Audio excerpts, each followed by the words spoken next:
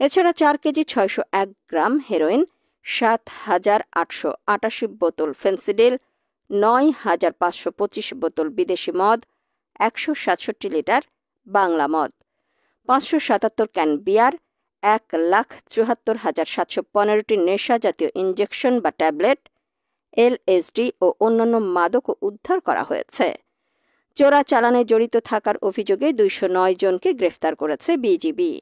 অবৈধভাবে সীমান্ত অতিক্রমের দায়ে 160 জন বাংলাদেশি ও 11 জন ভারতীয় নাগরিক আটক হন। এছাড়া 546 জন মায়ানমার নাগরিককে অনুপ্রবেশের সময় আটক করে নিজ দেশে ফেরত পাঠানো হয়েছে। বিজিবি জানায় এসব অভিযান অব্যাহত থাকবে এবং দেশের নিরাপত্তা ও অর্থনৈতিক স্বার্থ রক্ষায় এই বাহিনী সর্বদা প্রস্তুত। এইসব অভিযান সীমান্ত এলাকায় অপরাধ দমন ও জাতীয় নিরাপত্তা রক্ষার জন্য তাদের অব্যাহত প্রচেষ্টারই অংশ।